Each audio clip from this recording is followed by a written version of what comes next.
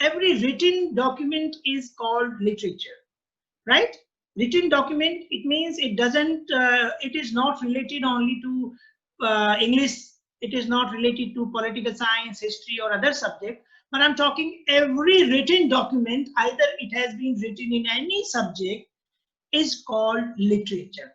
First thing is this, if we go, if we take the definition of this term, it means it is related to every, yeah, all written documents. Okay. Art literature. But when we talk about English literature, it means every language has its literature, every subject has its literature. But particularly when we talk about the meaning of literature, literature, it means it is the reflection of society, it is the reflection of social events, it is the reflection of life, events of life or emotions, feelings. It means totally, when we combined it, we can say that literature is the mirror of life. In the different way, we can say literature is the mirror of life. Okay? It means what we do in our life, it means what events are taken place in our life, that comes in literature, or literature takes its source from the live events of life. Okay. Now the another question arises, when literature begins. This is the another question. Can you tell, can you guess when literature was begun? Any one of you? Please make it interactive. If you talk, if you answer, I think we can just discuss the things, we can come in the conclusion and definitely in the part of what we are going to learn. When the first language got its written form, literature started from that point. Okay, literature starts with the existence of human. It means when human was existed, literature started. Okay, so very good. You can just accept the things very early. So as is a British English literature, first I'm going to introduce the things so that you can connect yourself with language and with literature. And after that, we will decide what part, what portion we are going to start first, because I want to start with that segment as it is given in the syllabus, like first poetry or drama or fiction.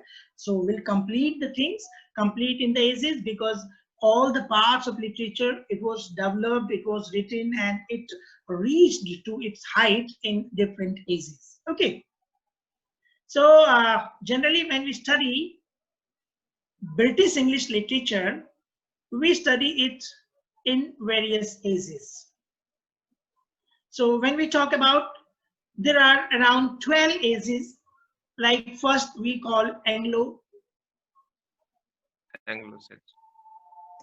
section A's, and its time is 450 AD to 1066. Okay. Yes. Next we talk Anglo-Norman A's.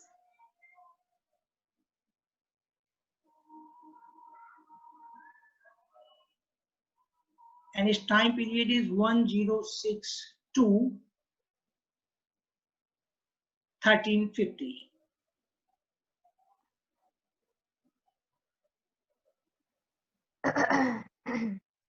The age of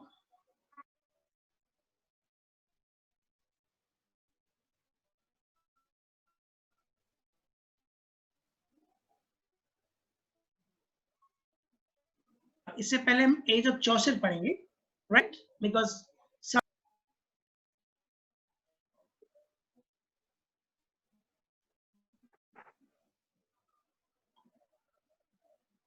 and its time is 1352 1400.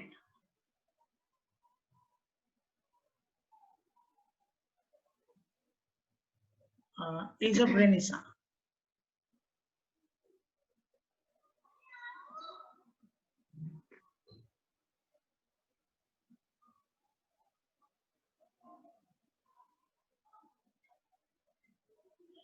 Actually, the age of Renaissance covered Elizabethan age and Puritan age also, but now I'm going to mention these ages separately. After that, when we'll discuss it in detail, I'll tell you, I'll just, combine all these ages. And 5, Elizabethan age.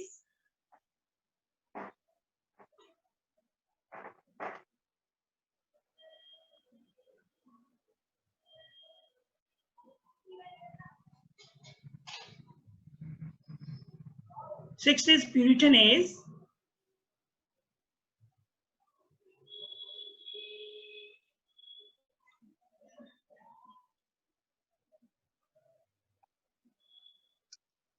7 Elizabethan age, when we cover it, it is 1552, 1620, and Puritan age 1622, 1660, and 1662, 1700, and it is called 18th century literature or neoclassical age, but the most proper title is, it is called 18th century literature or Augustan age or classical, neoclassical age.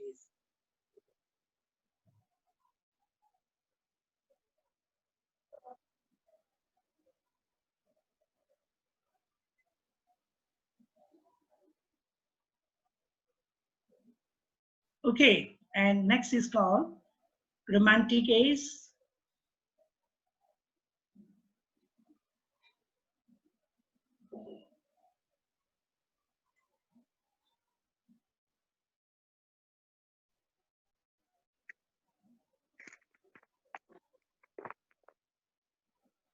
Victorian age.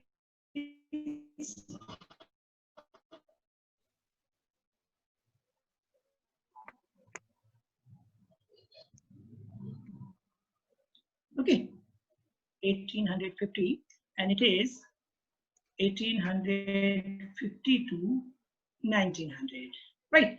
And 11th one is modern age, and after that post-modern age. ये ऊपर से, have you noted down? Are you just noting it down or not? Yes.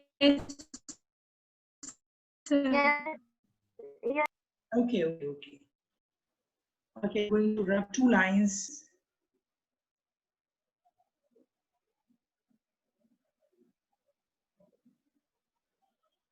Okay, so it is called modern age.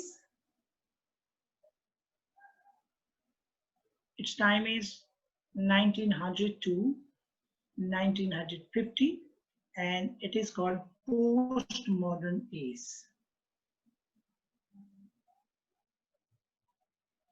1952 till today. So these ages will come to know the basic things, the beginning of English literature, beginning of English language, and till today, what developments have been made. Generally, when we talk, initially it was the age of poetry only, because no prose, no drama, no novel, no fiction was written. And as the literature developed, like after, it means around you may say 1000 years, then drama began, and in 16th century you may say somehow it means in the writings of Bacon also begins, but it was not called the age of prose. So drama begins in 16th century, prose, fiction, and periodicals begins in 18th century, and criticism also started in Restoration period or in 18th century properly. Though a little things or scattered things can be traced to have been started earlier also, but these were not called the age of these genres. Okay, so apart these ages, we study American literature, we study African literature or Indian literature and contemporary literature, because some writers from Australia, Russia, China, Japan, and all worldwide, we come to know that is called contemporary literature. It means hardly 1 or 2 writers we find in such country. So the syllabus of literature is very wide, but it is very much interesting, because English literature has been spread all over the world. It means no country has remained where this literature is not read, where English writers are not found. So it is very much interesting. If we take interest, definitely we can know the culture, the world culture, and the different phenomena of the world. Okay. So today I'm going to start. The first is Anglo-Saxon age. It means I'm teaching this because everything started. It means English literature, English language, and this new culture started in Anglo-Saxon age. Though it was not purely written in English, but it is called Old English. Okay. Should I Rabbit? Have you noted down? Yes, sir. Okay. I'm talking now about Anglo-Saxon age.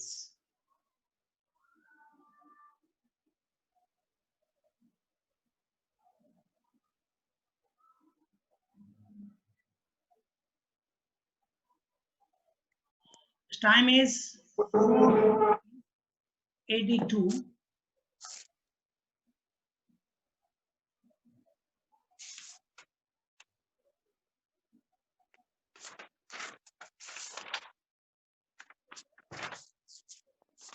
Uh, 1066.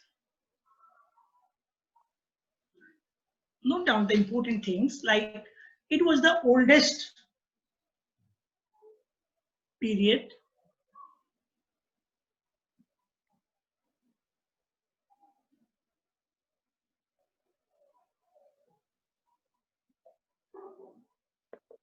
Okay.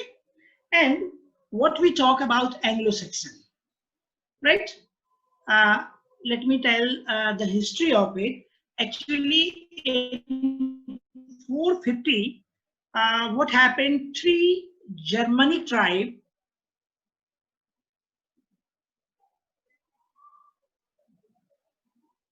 which were these tribes?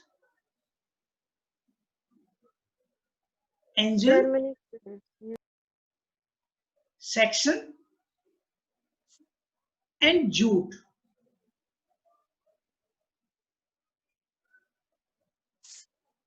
Invaded a distant part of Great Britain.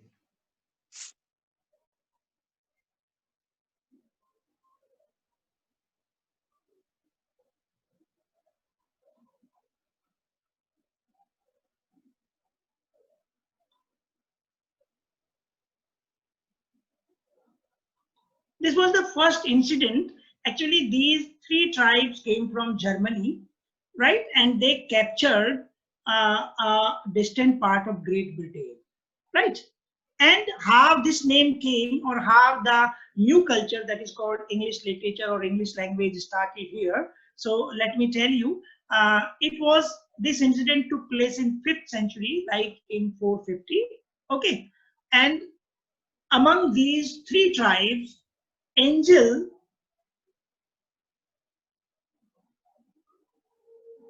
tribe was the strongest.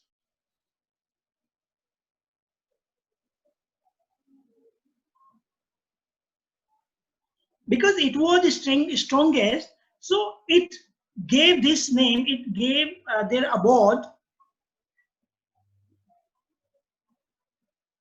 it gave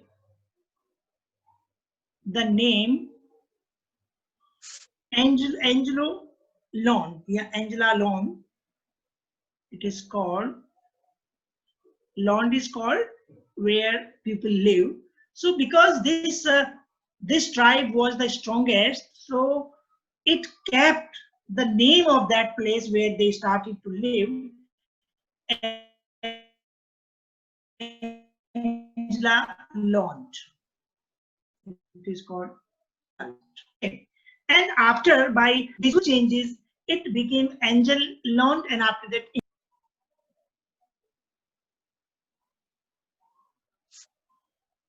it became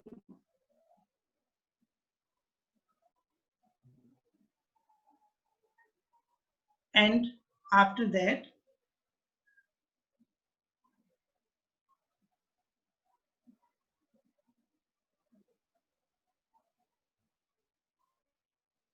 so have you got one thing?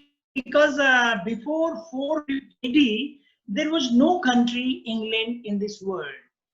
Okay, there was no country England. England नाम का कोई देश इस दुनिया में नहीं था. This name was given by that tribe, and that tribe was known Angel, because Angel was the strongest tribe. So it gave the name of their residing place, England, right? Thus, England was originated. Now, we have come to know that England, how England was formed, and the term Anglo-Saxon. Now, I'm talking about this term.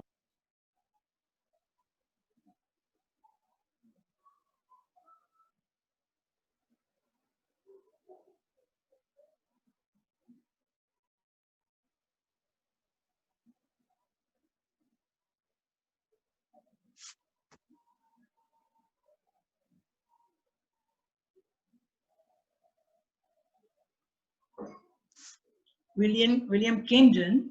Who was William Camden? He was historian of Elizabethan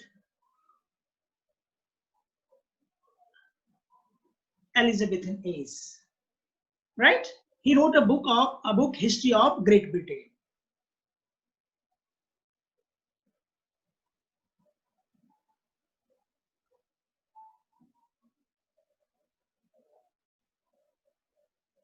Right? So we have come to know two things: how the country England was formed, how England name was given, and who gave this term Anglo-Saxon, because Anglo, Angel was the strongest tribe, and second strongest tribe was Saxon. Okay.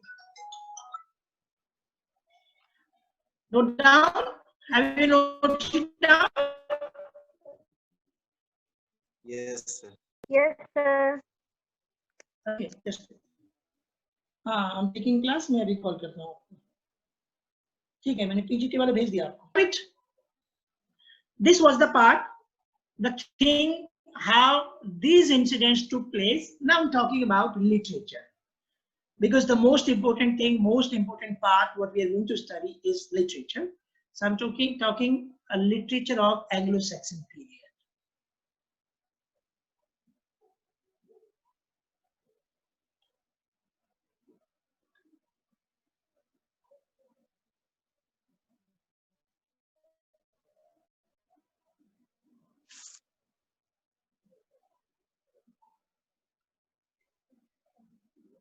Literature of Anglo-Saxon period is divided into two parts. Remember this thing? First is called pagan literature.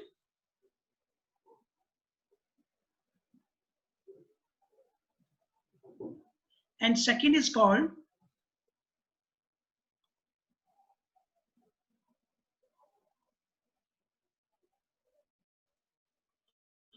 Christian literature. First, we'll discuss about pagan literature. What was the pagan literature? Have you ever heard the name pagan? Okay. Yes, sir. Actually, pagan literature was the original literature that or which Anglo-Saxon people brought with them. Okay. It was the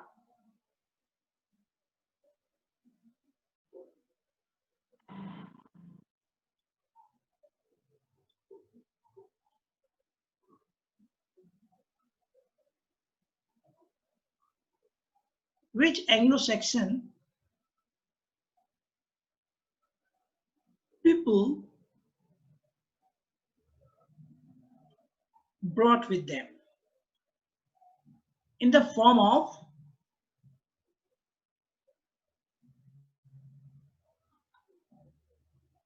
oral sagas. Now, do you understand what the pagan literature is? Actually, I'm giving you example. Suppose you settle somewhere outside. Suppose you settle in England. So when you settle in England, some basic things, some original part of your India, of your culture, of your country, and when you profess all those things, the things or the literature, the culture, traditions that go with you is called pagan literature. Because some traditions and customs are in our blood, we cannot leave them. हम उनको छोड़ नहीं सकते हैं. So whenever we do some rituals, whenever we do some yeah, traditional or part of custom, we apply our own part, our own traditions, and it is called pagan literature, right? So the first part, which Anglo-Saxon people brought with them, it is called pagan literature. And second part, that is called Christian literature. So let me tell you, it was developed by by Christian monks.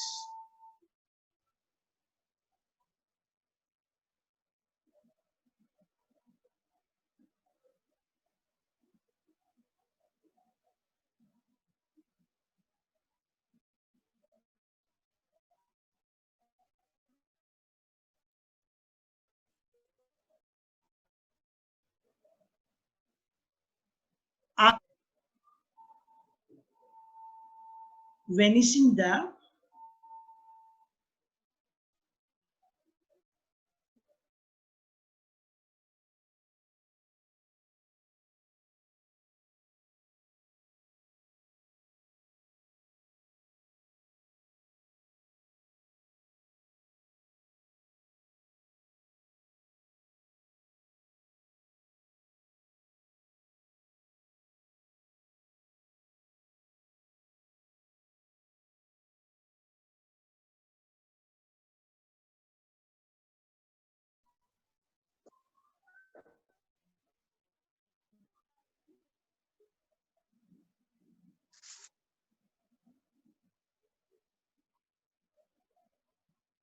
under Christian or influence of Christianity.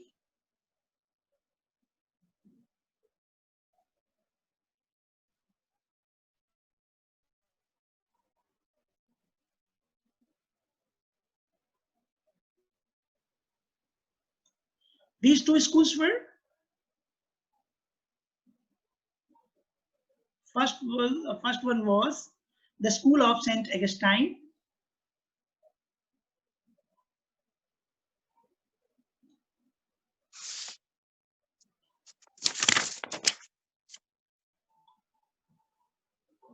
or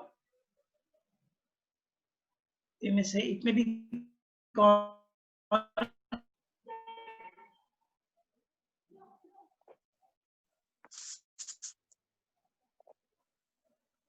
or the School of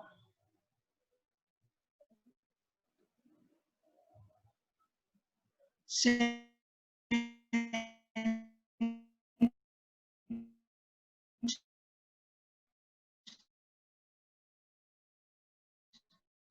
Aidan.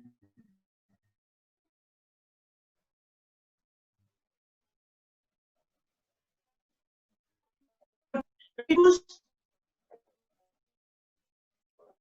founded by Saint Augustine.